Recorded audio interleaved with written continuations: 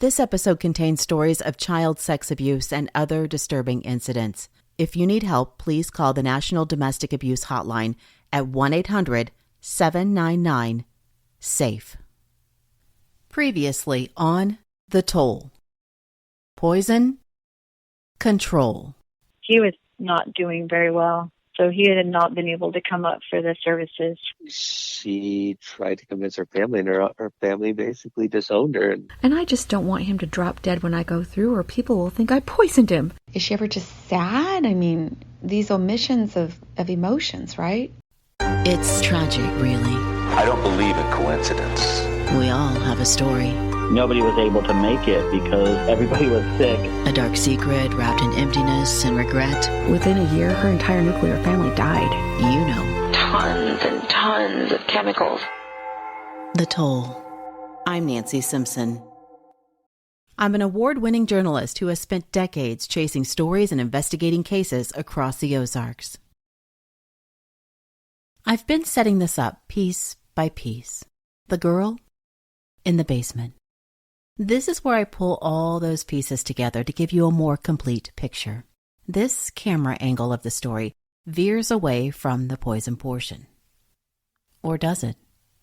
If she did go on to hurt people, is this where it all starts for Jeannie, too?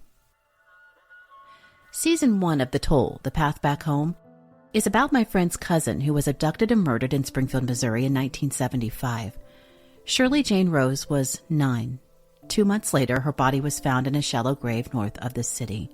She'd been strangled with her blouse. She was still fully clothed, and she had an article of clothing or a scarf or something, I don't recall, but it was around her throat and her arms on her chest. This thing, for me, some people go the drug angle and others go the pedophile angle. Just my hunch, I go more the pedophile angle. No one was ever convicted for her murder. Jeanette tells me while listening to The Toll Season 1, the date the little girl featured in the piece was abducted is also Jeanette's birthday. It stuck out to her. October 17th. It's also my son's birthday. As you learn in the story about Shirley Jane Rose, that date was the final reason I picked that story. Jeanette, through her own eyes, looked like Shirley Jane. I looked like her picture. That's what if I would have to show you the picture of me when I was that age. There's a picture of my haircut the same way. Actually, when I was in 4th grade, I had the same haircut as her. And I was like, whoa.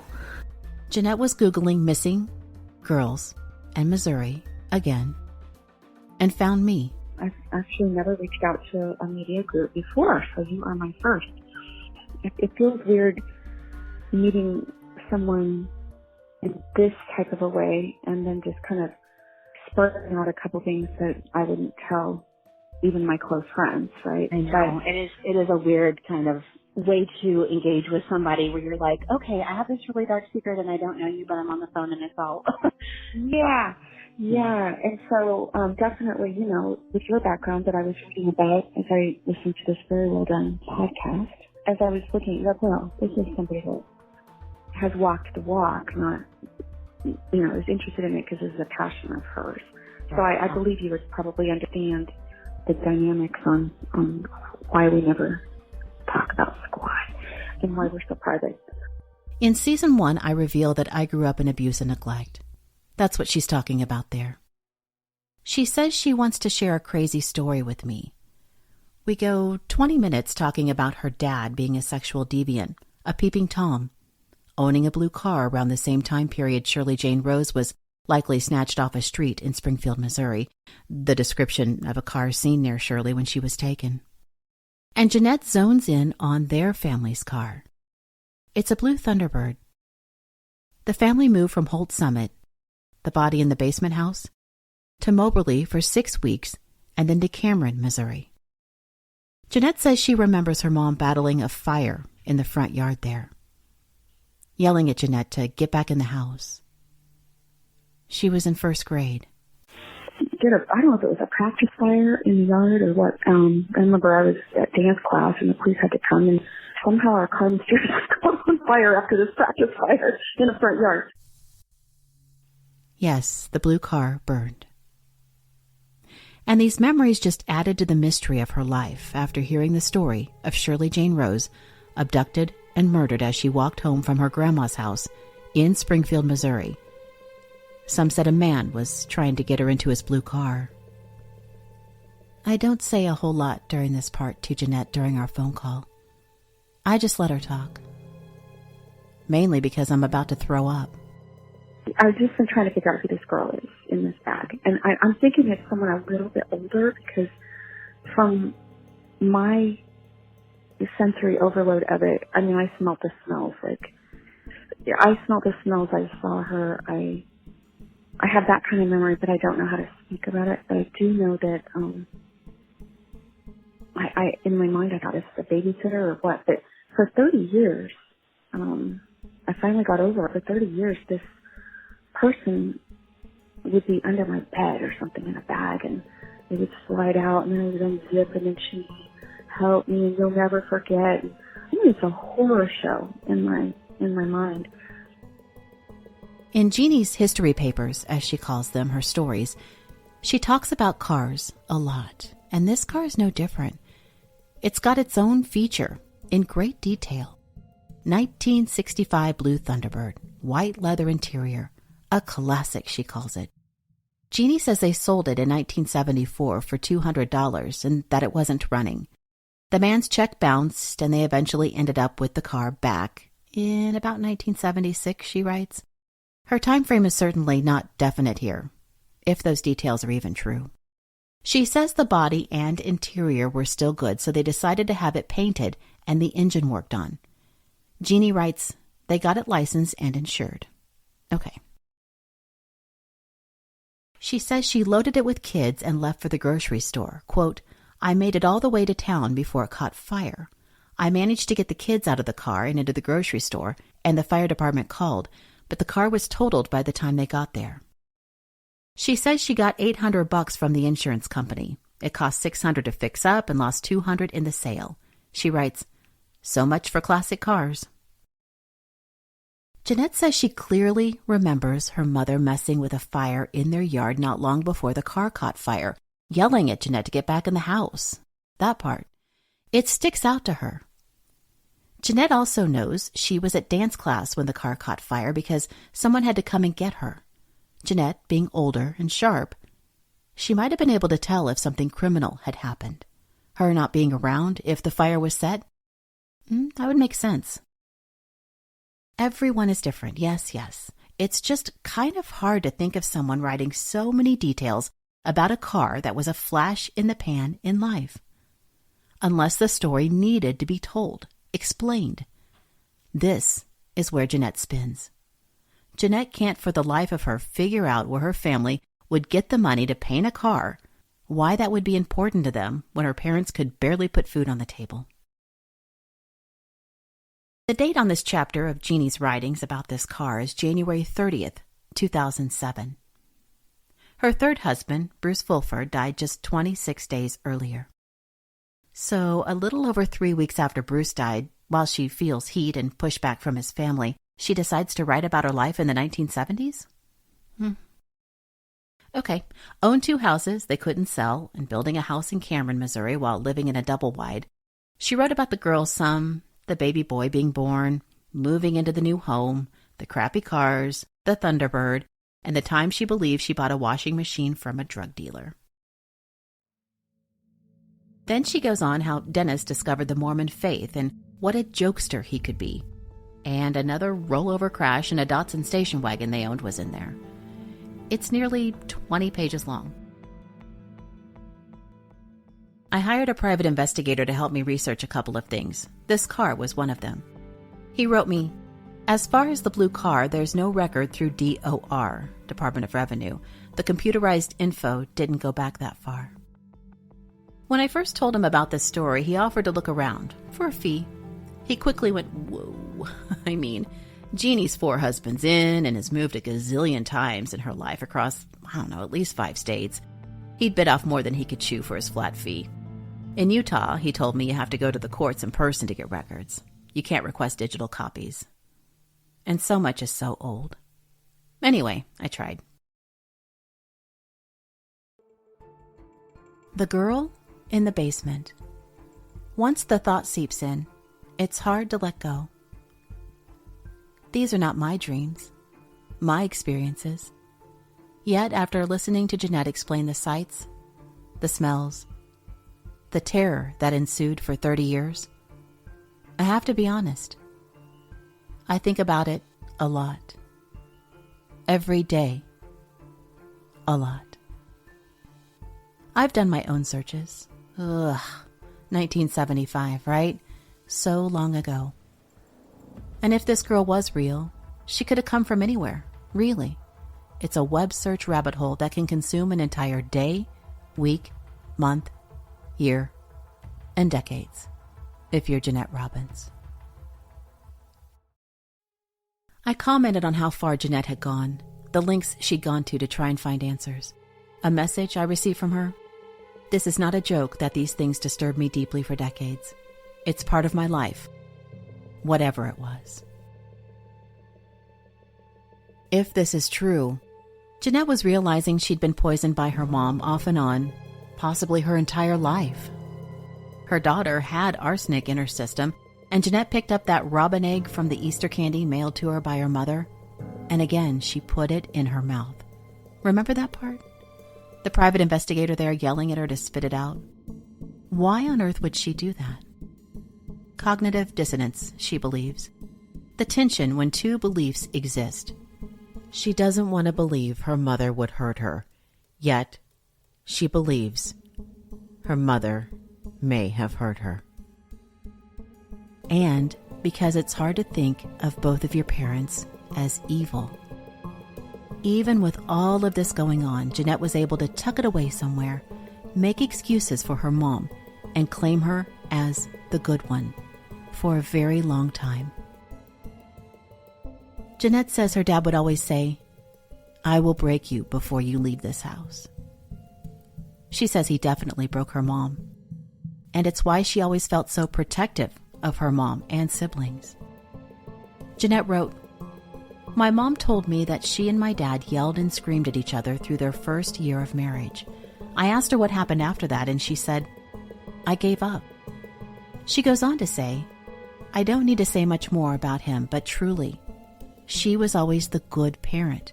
Surviving meant you had to deal with the monster in the room, right? That was always him, not her."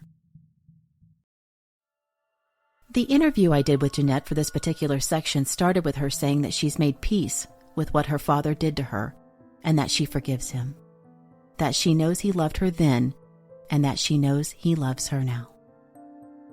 And we all know it gets very complicated very quickly. Again, I grew up in abuse and neglect, and I totally get it. It's all complicated.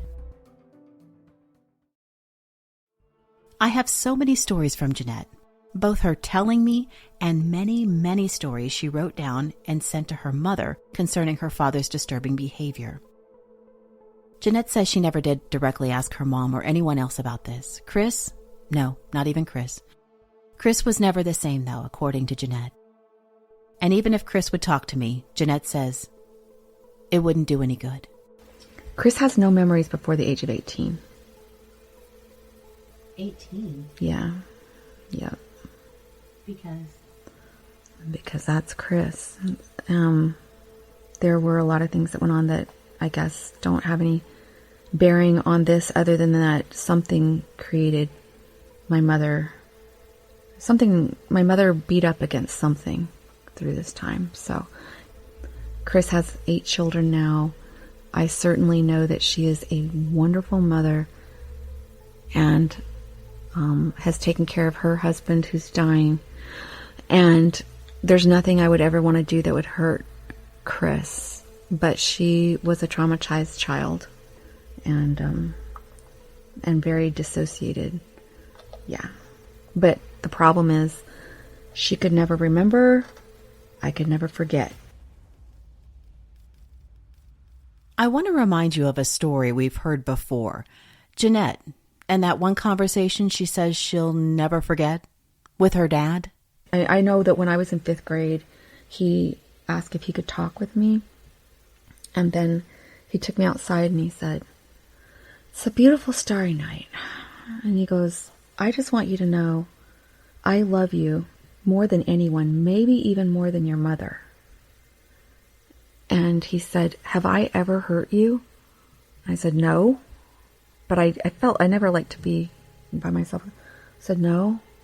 And he goes, are you sure? You're sure I've never hurt you? I said, no. And he goes, if I ever have hurt you, I am deeply sorry and I did not mean to. And you're sure I've never hurt you? And I said, I'm sure.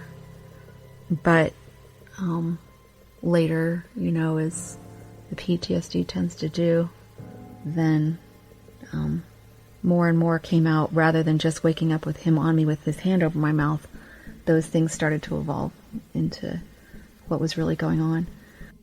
Looking over Dennis's journal, Jeanette is mentioned nearly 100 times. He calls Jeanette the ideal child. When they were younger in these writings, all the other kids are measured against Jeanette. A copy of Jeanette with less drive. She isn't as tough as Jeanette. She can't compete with Jeanette. Jeanette is almost the perfect young lady. Jeanette is like an 18-year-old at 13. He doesn't seem quite the goal striver Jeanette is. That stuff, over and over. If something criminal was happening to Jeanette, did it start as jealousy? Is that a real emotion to Jeannie? If something criminal was happening, was it simply about control? You always have looked extremely healthy and bursting with vitality and all of that, and yet of all of the kids, you were really the only one who was ever very sick and it was almost always something that nobody could ever figure out. I found this in Dennis's journal too. He's ranting about Americans, bad habits, desires of the heart kind of talk. In part it says, we don't always have control if that desire is physical by actualized, but we do have control over it if it is nourished and blossoms, for good or evil, in our minds. Who is more guilty? He who plans for months to seduce an innocent virgin, or he who does it on the spur of the moment without previous intent to do so? Although a true understanding of this principle would conclude with the question of, how did the second person, above, arrive at a state of character which would spontaneously do such a thing? Who is more guilty? A killer in thought? Or a killer in deed?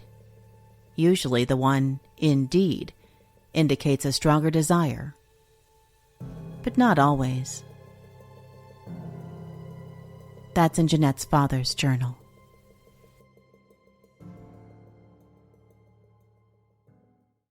When Jeanette thinks back on her dad traveling across the Show Me State and all that moving, she starts asking different questions.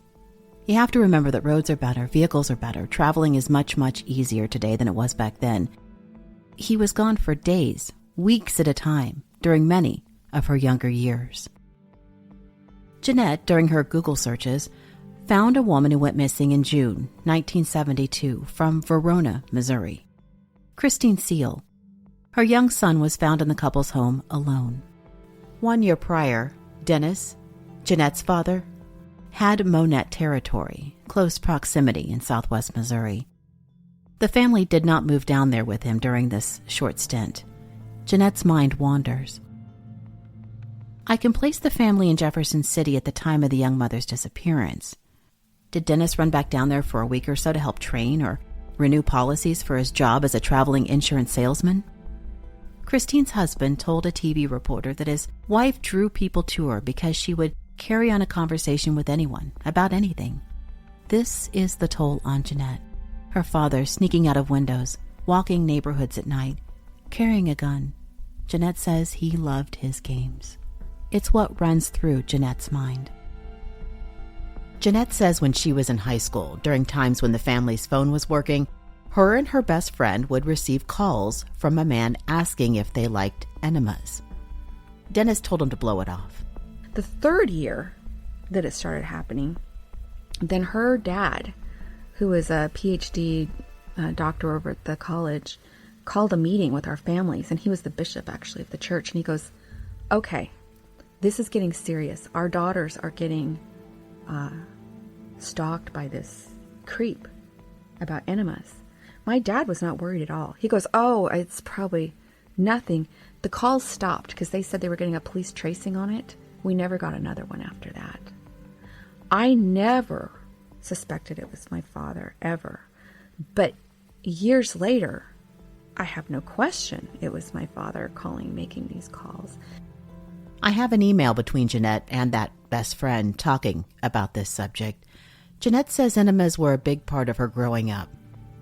Her father would administer them. She says her dad would come home after a week on the road and announce, "It's time for an enema." There's this girl named Erica. She was a student at a school Dennis taught at in Atlanta High School in northern Missouri while he was studying for his master's. This is a job he took in 1985, 1986. Jeanette would have been 17, 18. He had one of his students, Erica, write a note to Jeanette.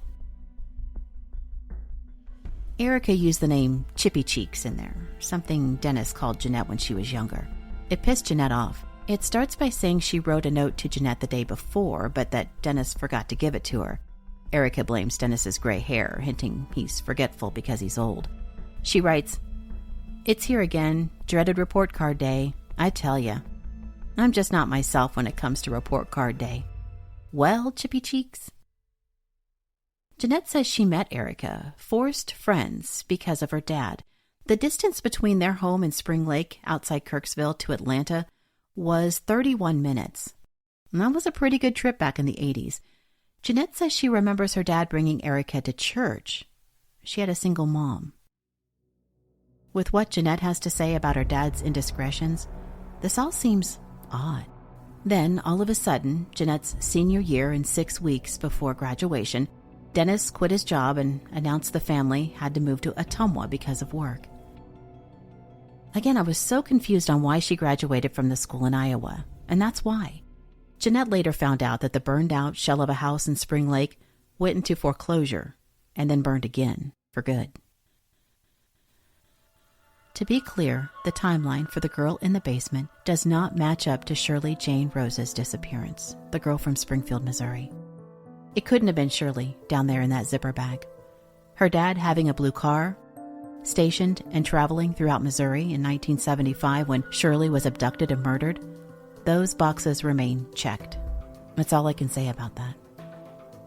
After the FBI's case was dismissed and the civil suit was dropped, Jeanette hired a couple of private investigators to look into her mother's case. You can tell through their letters that they became overwhelmed very quickly. That went nowhere.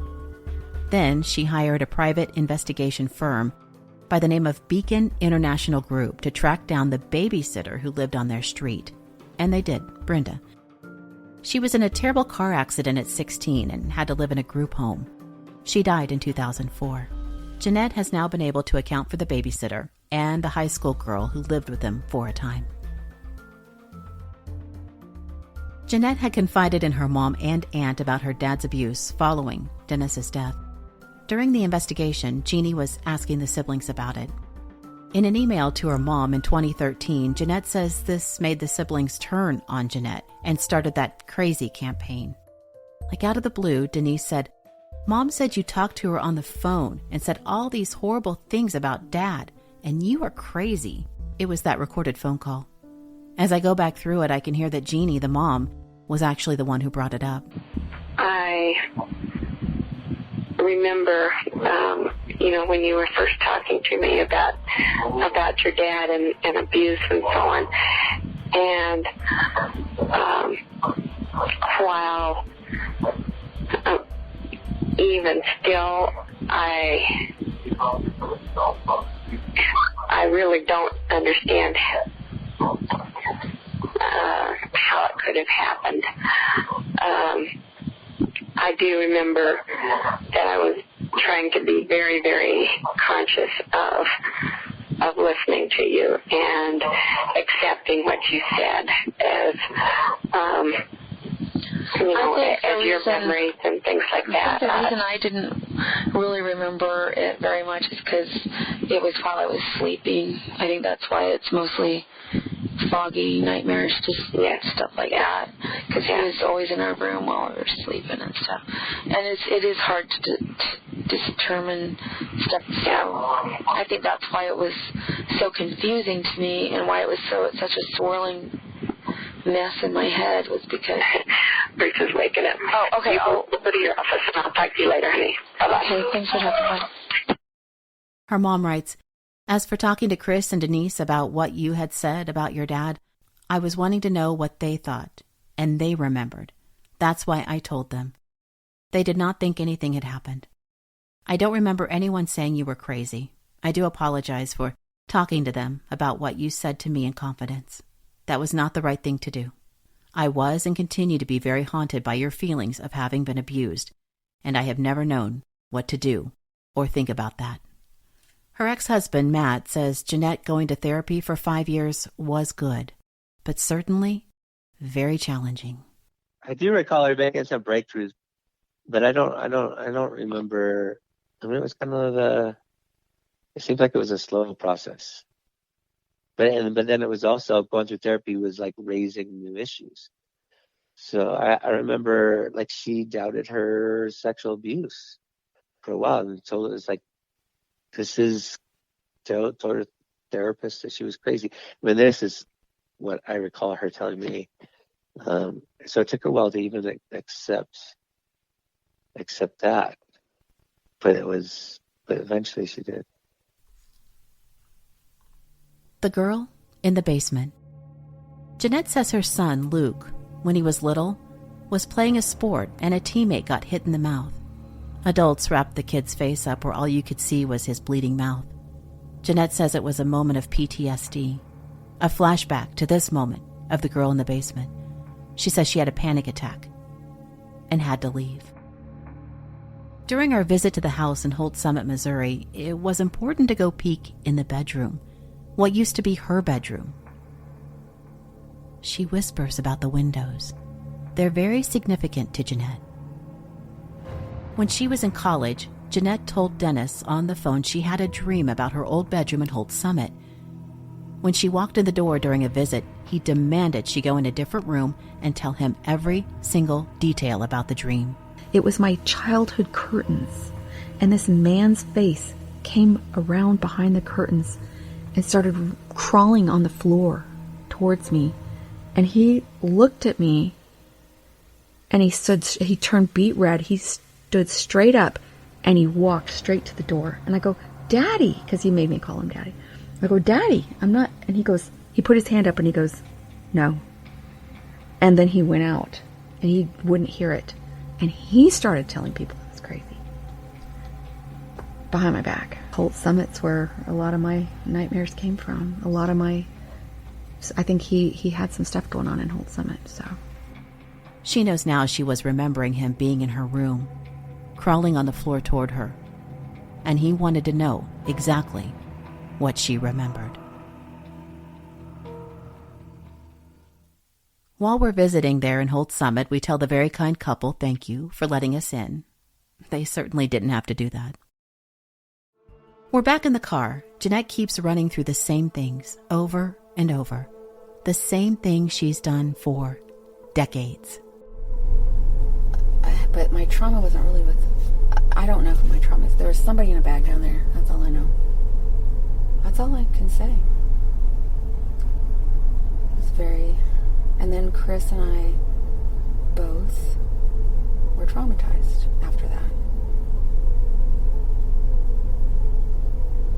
It's odd. And it all messes with her. That's the dark side that I go, okay, my family's right. I am crazy, because that is insane to just imagine that my father, that everybody else saw as this other person, would be even capable of these things, yet I know what went on in our house.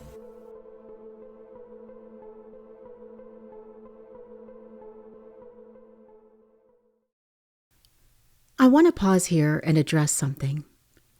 Jeanette says during their childhood, Dennis would say things like, "I could kill somebody and they could never know it," or "There's undetectable poisoning. There's things you can give people and they'll never find out." Jeanette wrote me a note that said this was all before the internet and Google, more challenging to be able to study stuff like that. I have to pose this question. Was Dennis drugging the girls at night? Hiding behind the curtain, under the bed, crawling on the floor with a pen light in his mouth?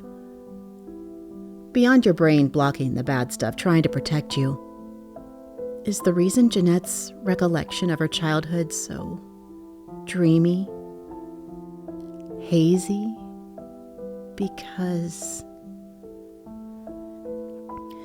if Jeannie experimented with different substances, did they do it together?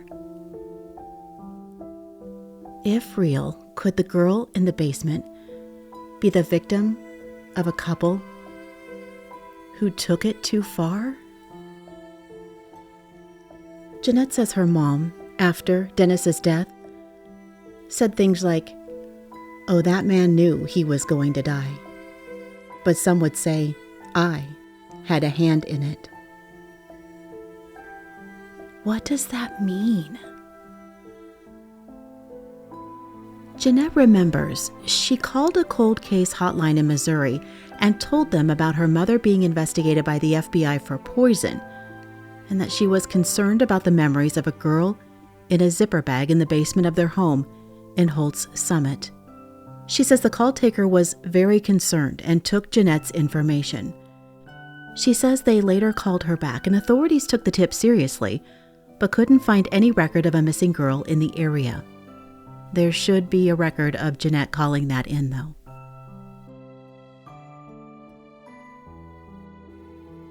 Jeanette has no answers. This is where Jeanette and I started, here. Shirley Jane Rose and the girl in the basement. The girl I now think about every day. October 16th, 2018. Jeanette gets a text from her mother asking if she can call and wish Jeanette happy birthday, which was the next day. It was Jeanette's 50th birthday. Jeanette says she had been convinced by her brother the previous July 4th to wish her mom a happy 70th. She says it was super brief and was the first time she'd heard her mom's voice in over 10 years. So this would be the second time to hear her voice in over a decade. Jeanette says she worked hard to keep things even and non-threatening, wanting her mom to feel Jeanette had moved on. She also didn't want to ignore her and give her room for paranoia. Jeanette is used to documenting everything. Here are her notes that she took right after the call. Jeanette writes, "The conversation. She started with how nice it was to hear my voice again, how much she'd missed me, and about 2 minutes of reminiscing about me. She was completely in control of the conversation and didn't ask me how I'd been or any of the usual pleasantries. She moved her reminiscing quickly into, remember all those dreams you used to have when you were growing up? She started naming various dreams, verbatim to how they'd happened. I was surprised at how sharp her memory was for things that happened to me. She'd mention a dream and then say, and you were right. And then she'd go through another one and say, you were always right. She repeated this sequence of things from my childhood and slowly said, and you were always right. Always right. I just let that sit without saying anything or responding. And she stopped talking, too. I said, I know I was always right, Mom. That's never been the issue. I went on to say that I don't question myself or if I'm right anymore, and that I can still love her and love everyone, even though I have a different truth than they do. What I cannot do, I told her, is open the door to have people in my life again when I know that I am right and I have kids to take care of. She switched the conversation quickly to, you know, I went to their house after Denise's funeral and helped out for a couple of weeks. Denise, my sister, had just died that spring. I asked her how that went, and she said, all I really did was clean up vomit for 2 weeks. I didn't say anything. then really low and slow, said, "Why were you cleaning up so much vomit, Mom?" She said, "You know how kids are. They are always sick, always throwing up something." Denise left 4 young children and her husband when she died 6 months before this call to me. Once she got that message clearly to me, she said she had to go quite abruptly and said goodbye. So after a dozen years and our first real conversation, she called to tell me to say these things. She missed my voice, that I was right, and that my late sister's kids were throwing up in her care after the funeral. I called my stepsister immediately after the call and told her everything. I also discussed this call with my ex-husband. We can ask Denise's widower if this happened. Not sure he'll engage with us for this project, but we'll ask. But say the answer is no. The kids were not throwing up. Jeanette says this is why she could never have a relationship with her mother. The taunting. Always taunting her. So I don't have proof of this call. I have notes. Notes given to me by Jeanette. After all you've heard, all of the medical records, autopsy reports, other documents, and interviews, do you believe Jeanette when she says this phone call was real? I do. No hesitation, none on my part. Because I believe that once you see Jeannie, she sees you. Would you have it in you? Have you had to do something like this? To go your entire adult life looking for answers? At times, Jeanette dedicated nearly every waking hour to getting to the bottom of this feeling that her mom is a serial poisoner, a serial killer, only to be let down over and over and over. Could you get back up one more time? Because let me tell you, this conversation about her sister and the kids, it's what spurred Jeanette into moving forward, to wait for her youngest to turn 18 and then go for it again. Jeanette worries about people in her family. She says it to me all the time. This project has relied heavily on writings from Jeannie herself, and so many email exchanges with her daughter, Jeanette. There are so many things that strike me as weird. Weird phrasing, words that don't exactly fit. Some examples? Like when Jeannie wrote, "No, absolutely," in all caps, instead of "absolutely not." Or this one where she writes about her scheduled interview with the FBI saying, "I want to cooperate with them as fully and completely as possible to get this over with as quickly as I can." Not cooperate, but co-operate, like alongside, oversee. And then this one, concerning the arsenic on the mailed Easter candy. Jeannie writes, "Harming a grandchild is something I would never do." She's an old school English teacher. She knows that never is a double negative. Another thing I want to point out is patterns that I found along the way as I was piecing this story together. I kept adding to this list. Some of the top ones? So many people around Jeannie who kept throwing up, had bloody diarrhea, swollen glands, got cancer. Many stories of isolation, salt shakers, money issues, that was a biggie, people becoming paranoid around Jeannie, mental breakdowns including but not exclusive to her 3 husbands, Jeannie flipping cars, taking family pictures before some big medical emergency or death, presenting sweets and soups in memorable ways. There's another pattern. If Jeannie hurt people, did she leave little reminders to herself, something only she would really know to look for? Her own name for her mother's middle name on the tombstone, her likeness on Bruce's headstone, and making the plaque with Bruce's medical, milestones? Her standing next to Bruce dressed like a witch. Her name is misspelled on her brother's funeral pamphlet. Stuff like that I found sprinkled throughout this story. Did she have a hand in that? If you Google Jeannie's latest name, you find 2 GoFundMes. One is connected to her daughter who died from breast cancer, Denise, and another that was started as I worked on this project. It says she's the organizer on behalf of someone else, raising money to help kids in Guatemala. The goal is $18,750. I want to leave you with one last paragraph, something Jeannie wrote. It's what makes me want authorities to take another look. It's Halloween. How fitting. 2014, just afternoon. So, several years after the FBI investigation wrapped up. Here we go. Subject: Monsters, Inc. Dear Jeanette, since you have beautiful, wonderful, smart children, they may also be ordinary enough to have watched Monsters, Inc. when it came out. You mentioned boxes in my head. I used to have boxes. Lots and lots of them that I added to frequently, and that I locked tightly and attempted to throw away all keys. After seeing that movie, I have come to realize that my boxes have become more like closets, complete with monsters behind every door. There are no longer any keys, and usually I can keep the doors closed now in the daytime. But on only a very few nights do the doors stay closed, and the monsters stay quiet, even after all this time. What was that?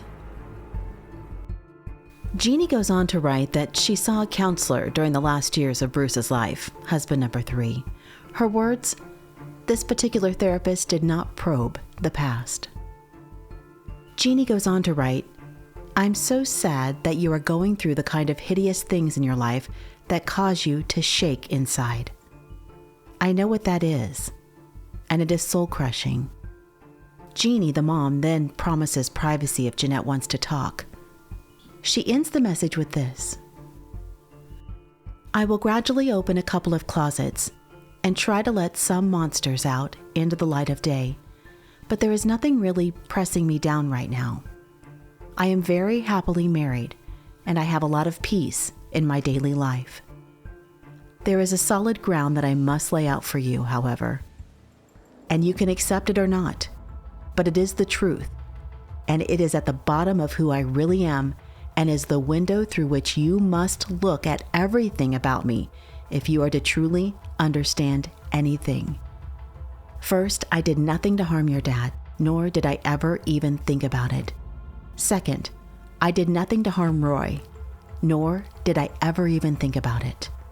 Third, I did nothing to harm Bruce, nor did I ever even think about it. In fact, there was even a time when I worried that he might do something to himself, but he finally assured me that the research that was going on with his LVAD, his artificial heart, was so important that he needed to see his life through to the natural end. Fourth, I did nothing to harm Jim, and of course, never thought about it. Surely the FBI investigation into medical records and the thorough autopsies should have helped ease any concerns you had with all of these.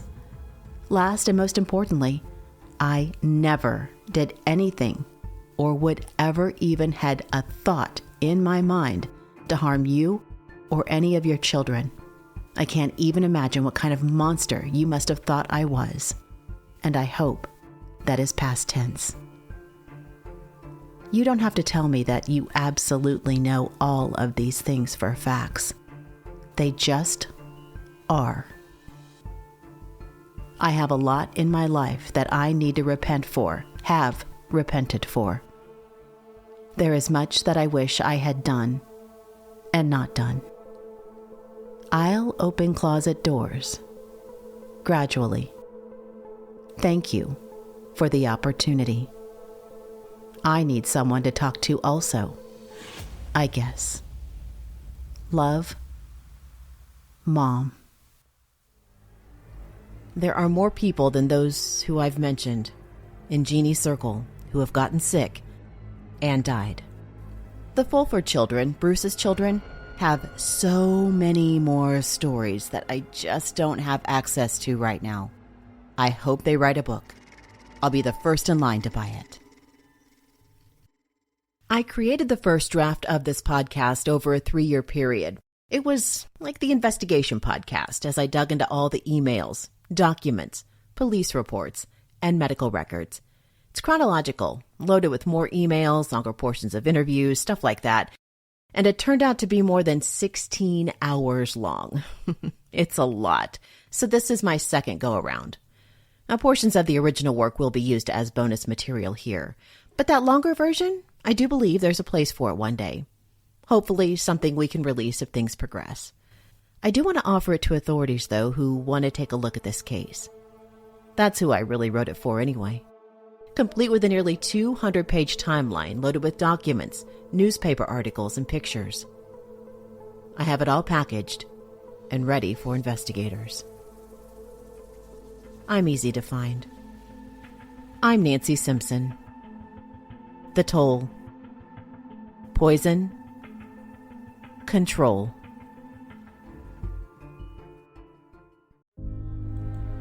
Thank you for listening. The Toll Podcast, Season 2, Poison Control, is a production of The Toll, LLC.